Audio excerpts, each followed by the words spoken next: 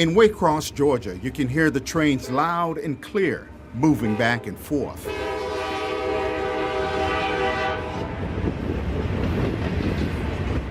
But there's a deafening silence on why there are so many cancer cases in the community.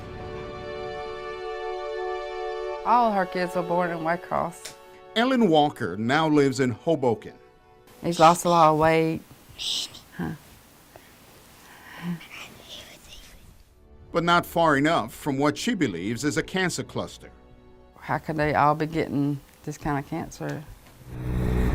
In 2015, within a 2-month period, 4 children in and around Waycross were diagnosed with a rare cancer. What's your favorite toy?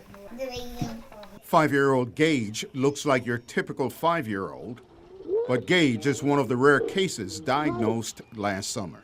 And he has a lot of weight, and he's so skinny, and he's so pale. Oh, I'm gonna come find you in a minute. Walker is Gage's grandmother and custodial parent. He was diagnosed with rhabdomyosarcoma. Yeah. Ever heard that word before? No. So when they say rhabdomyo, you say? What is that? I was like, what? Rhabdomyosarcoma is so rare. There are only 350 new cases a year in the United States. Yet in Waycross alone, there were 3 cases within 60 days. It was big. It was like really big. It was in his belly, and you could just see the little knot in his belly. Gage goes to Savannah every Wednesday for chemo treatment and will until June of this year. The growth, because where the cancer was at, it's going to mess his growth up because it's going to be like right close to his bones. In 2014, a Georgia Department of Public Health report stated the childhood cancer rate in Waycross was higher than the state average. Since all these kids are getting it, I think it's got to be something to do with the air and the water, so. For years, residents have been asking why so many cancers in our community? What's the cause of it? And for years, their questions have gone unanswered. But now that the CDC's Agency for Toxic Substance is looking into the community, they're hoping they can finally get some answers. Yeah, we have lots of people who are sick. In November, I met with concerned parents and grandparents at a local recreational center.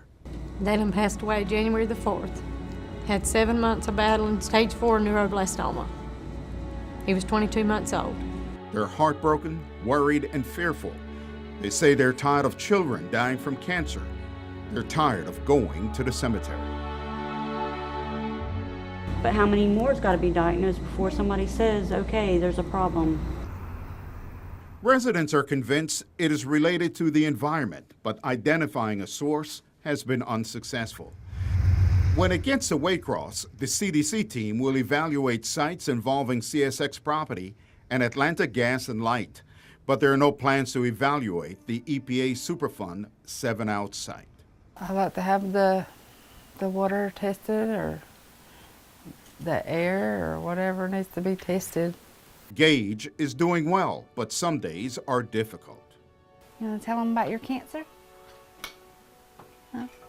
No. He knows he has cancer, but doesn't know how sick he is. Kids should have to go through what he's been through.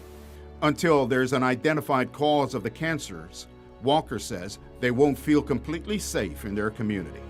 My other grandson, I just don't want nothing to make you wonder if he gets sick too. On your side, Canamero, First Coast News, NBC 12, ABC 25.